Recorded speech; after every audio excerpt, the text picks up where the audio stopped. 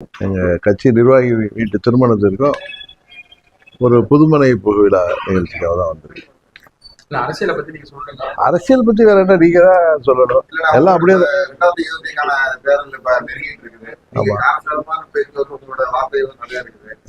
உங்களோட நோக்கம் திமுக வீழ்த்துறதா எடப்பாடியை வீழ்த்துறதா? எப்படி? ஏன் நான் இத்தனை நாள் இங்கதான் ஆரம்பிச்சேன். ஆகஸ்ட் 27 இருந்து மலர்வேந்தன் திருமணத்துல இருந்து நீங்க என்ன கேட்டுட்டு இருக்கீங்க. இந்த 3 மாசத்துல நான் சொல்றதை வச்சு என்னுடைய எண்ணம் என்ன என்பது எங்க தொண்டர்களுக்கோ தமிழ்நாட்டு மக்களுக்கு நல்லாவே தெரியும். அதனால அது திரும்ப திரும்ப பேசி இது பிப்ரவரி 24 வரைக்கும் எங்களுக்கு டைம் இருக்கு. ஏன்னா இன்னும் கூட்டணிகள்லாம் என்னோட சில கூட்டணியின் தலைமை ஏற்கின்ற கட்சிகள் எங்களை அணுகி எங்களோடு பேசி வருகிறார்கள். ஒரு முடிவுக்கு வந்த பிறகு அதை சொல்வதுதான் நன்றாக இருக்குன்னு நினைக்கிறேன். விஜய் வந்து தன்னை வந்து முதல்வராக இருக்கிறவங்க அவங்க வந்து என்னோட கூட்டணி வரலாம் அப்படின்னு இருக்காங்க. நீங்க எந்த மாதிரி? சரி, அம்மா மக்கள் முன்னேற்ற கழகத்தை தவிர்த்து விட்டு எந்த ஒரு கூட்டணியும் ஆட்சி அமைக்க முடியாது என்கிற சூழ்நிலை தான் இன்றைக்கு தமிழக அரசியலில் நிலவி வருகிறது. நான் ஏதோ இதை அதீத நம்பிக்கையிலெல்லாம் சொல்லலை. இன்றைக்கு அரசியல் சூழ்நிலை 4 முனை போட்டி வருகின்ற பொழுது அம்மா மக்கள் முன்னேற்ற கழகத்தின் நிலைப்பாடு உறுதியாக இந்த தேர்தலில் வெற்றியை தீர்மானிக்கும் என்று நான் உறுதியாக நம்புகிறேன். ஏற்கனவே பாஜக எடப்பாடி போக மாட்டேன்னு கடைசியில நயனா நாகேந்திரன் வந்து இவங்கெல்லாம் வந்துருவாங்க அப்படின்னு சொல்லியிருக்கிறாரு. அது அவருடைய நண்பன் நயனா நாகேந்திரன் அவருடைய விருப்பத்தை சொல்றாரு. நான் வந்து எங்கள் தொண்டர்கள் நிர்வாகிகள் விருப்பத்தை தான் செயல்படுத்த முடியும். சரி, அவரு அறிவிப்பு வரட்டும், அதுக்கப்புறம் பார்க்கலாம். இல்ல என்டிஏ கூட்டணியில வந்து எடப்பாடி பழனிசாமி இருந்தாருன்னா நான் பிஜேபியோட கூட்டணி வந்து இருக்க மாட்டேன்னு தெளிவா சொல்லிட்டு இருக்கேன். ஆனா இப்ப நடந்த செயற்குழு கூட்டத்துல வந்து அவர் பெரும்பான்மை வந்து அவங்களுக்கு எடப்பாடிக்கு தான் இது பண்ணிருக்காங்க. அமித்ஷா எந்த செயற்குழு இப்ப நடந்துச்சு அவங்களுக்கு நடத்துற எடப்பாடி திமுக. சரி, அதுல இப்ப வந்து பெரும்பான்மை வந்து அவர் தான் வந்து தேர்ந்தெடுத்திருக்காங்க. அவர்தாங்கிறத அவர் தன்னோட மெஜாரிட்டியா காட்டியிருக்காரு, பிஜேபி காட்டியிருக்காரு. அது பிஜேபிக்கு அவங்களுக்கு உள்ள பிரச்சனை. அது பிஜேபி அதை என்னன்னு பாக்கணும். நீ எங்களை இதுல அம்மா மக்கள் முன்னேற்ற கழகம் நான் திரும்பி சொல்றேன், திரும்ப சொல்றேன். அம்மா மக்கள் முன்னேற்ற கழகத்தை தவிர்த்து விட்டு எந்த ஒரு கூட்டணியும் ஆட்சி அமைக்க முடியாது. நாங்கள் இடம்பெற போகின்ற கூட்டணி தான் உறுதியாக வெற்றி அடையும். அதுதான் இன்றைக்கு கள நிலவரம். நாங்கள் இடம்பெற போகின்ற கூட்டணி தான் வெற்றி பெறும் நான் சொல்லிட்டேன். அதனால யாரை வீழ்த்துவீர்கள், அதுக்கு அவங்கள வீழ்த்துறதுக்கு இவங்களை வீழ்த்துறதுக்கு எதிரியை வீழ்த்த போறீங்களா இல்ல துரோகத்தை வீழ்த்த போறீங்களான்னு கேட்டா, நாங்கள் இடம்பெற போகின்ற கூட்டணி தான் வெற்றி பெறும் என்று சொல்றதுல இருந்து நீங்க புரிஞ்சுக்கணும். இல்லைன்னா இன்னும் ஒரு 1.5 மாசத்துல புரிஞ்சுக்குவீங்கன்னு நினைக்கிறேன். அம்மா மக்கள் முன்னேற்ற கழகம் இந்த முறை வெற்றி கூட்டணியில இடம்பெறும்.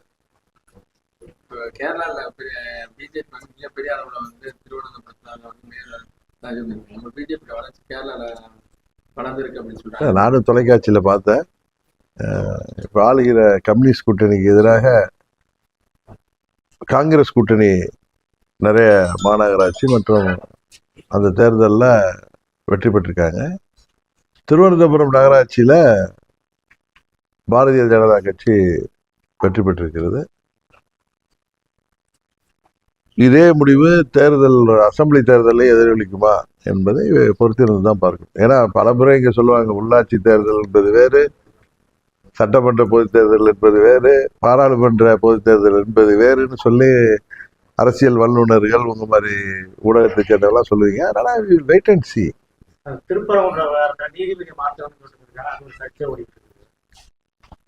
எங்க இதுல இம்பீச்மெண்ட் கொண்டு வர்ற, அதாவது எனக்கு தெரிந்தவரை ஒரு நீதி அரசன் மீது ஊழல் குற்றச்சாட்டுகள், கரப்ஷன் சார்ஜஸ், அது மாதிரி டிஸ்ப்ரொபோர்ஷனேட் வெல்த் அதே மாதிரி குற்றச்சாட்டுகள் இருந்தாதான் இம்பீச்மெண்ட் கொண்டு வருவாங்க. இது நீதியரசரின் அவர் சட்டத்தின் அடிப்படையில் அவர் ஒரு முடிவு எடுக்கும் பொழுது அதற்கு எதிராக போய் உச்ச நீதிமன்றத்துல பாராளுமன்றத்துல எதிர்கட்சி எம்பிகள் கொடுத்திருப்பது அவங்களுக்கு மெஜாரிட்டி இல்லை. அதனால என்ன நோக்கத்துல அதை கொடுத்திருக்காங்கன்னு எனக்கு தெரியல.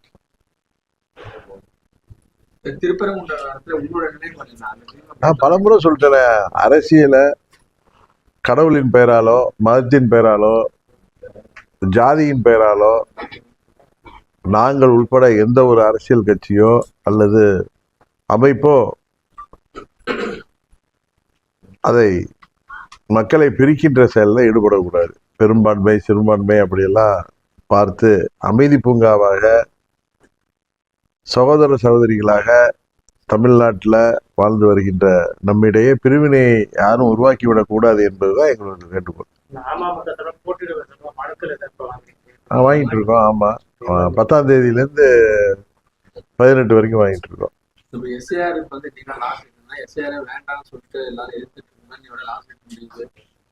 எல்லாரும் ஃபார்ம்ஸ் எல்லாம் யாரெல்லாம் எதுக்குறாங்களோ அவங்க கூட அவங்க நிர்வாகிகள் தெருவா போய் அதை படியை சரியாக தான் செஞ்சுட்டு இருக்காங்க. எஸ்ஐஆர் வேண்டாம் என்று சொல்வது தவறு. ஏன்னா 52லேருந்து 2004 வரை பல முறை 8 முறைன்னு நினைக்கிற எஸ்ஐஆர் நடத்தப்பட்டிருக்கிறது. பீகார்ல நடந்ததுல நிறைய குற்றச்சாட்டுகள் வந்தது. தமிழ்நாட்டில் யாருக்கெல்லாம் வாக்குரிமை இருக்குதோ அது நீக்கப்பட்டு விடக்கூடாது. இறந்தவர்கள் வாக்கு, இரட்டை வாக்குரிமை இதெல்லாம் நீக்கப்பட வேண்டும். ஒரு சரியான வாக்காளர் பட்டியல் தயார்படுத்தப்பட வேண்டும் என்பதுதான் எங்களுடைய நினைப்பு. தேர்தலை முன்னிறுத்தி பாஜகவோட தலைவர்கள் அடுத்தடுத்து தமிழகம் வர்றதாக தகவல் இருக்கு. அது எந்த அளவுக்கு அவங்களுக்கு சப்போர்ட் பண்ணுமா? அது நீங்க தான் சொல்லணும். நாங்க எப்படி இன்னொரு கட்சி தலைவர்கள் சுற்றுப்பயணம் செய்வது அவர்களது உரிமை. அது எப்பொழுதும் எனக்கு தெரிஞ்சு 89 தேர்தலில் அம்மா ஜேஎனி அணிக்கிறப்ப காங்கிரஸ் சார்பாக ஐயா மூப்பனார் அவர்கள் ராஜீவ்காந்தி அவர்களை பல முறை அழைத்து வந்திருக்கிறார்.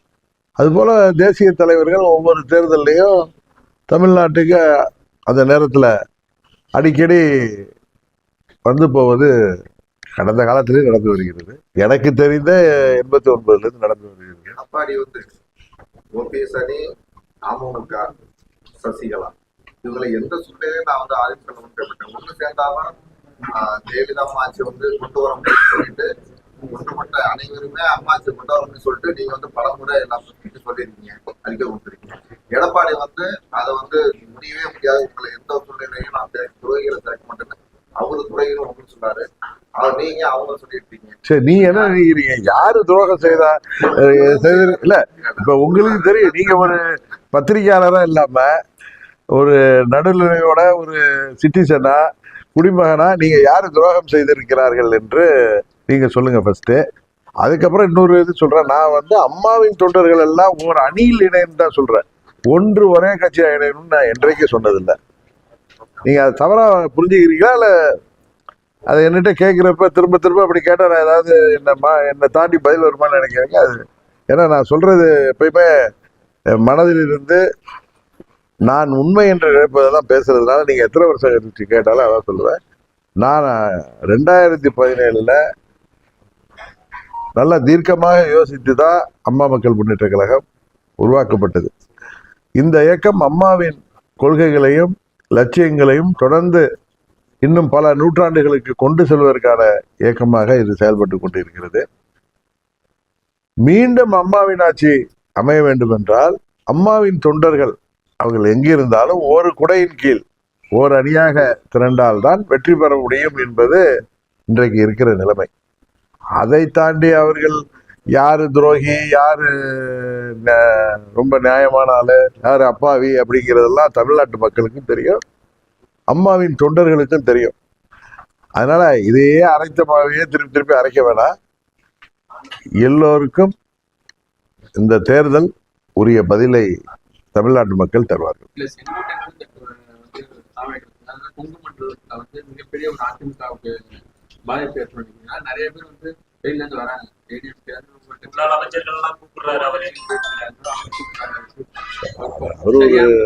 அவர் ஒரு மூத்த நிர்வாகி. அவர் எல்லாரையும் ஒன்றிணையணும்னு சொன்னதற்காக அவர் நீக்கப்பட்டதால் அவர் மிக மன வருத்தத்தில் என்னிடம் கூட பல முறை சொல்லியிருக்கிறாரு. அவர் ஒரு முடிவெடுத்து தாவேக்காவில் இணைந்திருக்கிறார். என்ன நடக்குதுன்னு பார்ப்போம். நம்மளா அனுமானங்கள் ஹேசியங்கள்லாம் சொல்றது என்னுடைய பழக்கம் இல்லை. பொறுமையாக பார்ப்போம். ஏன்னா இன்னும் ஏப்ரல் மேல தேர்தல் இருக்கு. மே மாதத்துல 15 தேதிக்கு மேல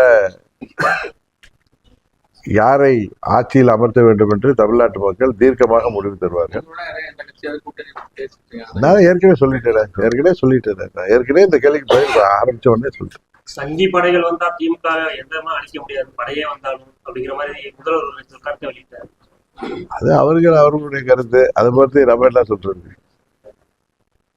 ஒவ்வொரு கட்சிக்கும் ஒரு நிலைப்பாடு இருக்கும், ஒவ்வொரு கூட்டணிக்கும் ஒரு குறிக்கோள் இருக்கும். அதைப்படி பேசுறாங்க. அதை போய் அம்மா மக்கள் முன்னேற்ற கழகம் அதை பற்றிலாம் கருத்து சொல்ல விரும்பவில்லை. நாங்கள் எங்கள் தேர்தலுக்காக எங்கள் தொண்டர்களையும் நிர்வாகிகளையும் தயார்படுத்துகின்ற பணியிலே இருக்கோம். நான் டிசம்பர் 31க்குள்ளார கூட்டணி எல்லாம் முடிவுக்கு வந்துவிடும் நினைச்சேன். அது இன்னும் தள்ளி போகுது. அதனால எனக்கு தெரிந்து தேர்தல் அறிவிப்பு பிப்ரவரி கடைசி வாரத்தில் வரும். எப்பயுமே போன தேர்தல் 25ஆம் தேதி வந்துச்சு. அதனால அம்மா அவர்கள் பிறந்த நாளைக்கு முன்பு உறுதியாக நாங்கள் எங்கள் முடிவு உங்களுக்கு தெரிய வரும். இப்போ பிஜேபி வந்து உங்களை என்டிஏ கூட்டணியில வந்து நீங்க உங்களை அழைப்பு கொடுத்தா, எடப்பாடி சிஎம் கேண்டிடேட்டா சொல்லிட்டு உங்களை அழைப்பு கொடுத்தா நீங்க செல்லுறதுக்கு வாய்ப்பு இருக்கு? கேசியங்களுக்கெல்லாம் பதில் சொல்ல வேணாம், அனுமானங்களுக்கெல்லாம். நான் வந்து செப்டம்பர் 3ஆம் தேதி தேசிய ஜனநாயக கூட்டணியிலேருந்து வெளியில வந்துட்டேங்கிறது அதுக்கான காரணத்தை நான் பல முறை சொல்லிட்டேன். திரும்ப அதே பேசி உங்க அதான் சொல்றேன். நாங்க எங்கள் நிலைப்பாட்டை தெளிவாக சொல்லிவிட்டோம். அதனால நீங்க திரும்ப அதுல கேட்கறதுனால நாங்க எந்த முடிவும் எடுக்க முடியாது. இன்னும் காலம் இருக்கிறது. எங்கள் தொண்டர்கள் முடிவு தான் என் முடிவா இருக்க முடியும். அவங்கள மீறி நான் எந்த முடிவும் எடுக்கவும் முடியாது. எடுத்தாலும் அது சரியாக இருக்காது. ஏன்னா 8 ஆண்டுகள் என்னோடு பல பின்னடைவுகளெல்லாம் தாண்டி பயணிக்கின்ற தொண்டர்கள், நிர்வாகிகளின் வார்த்தை தான் எனக்கு முக்கியம்.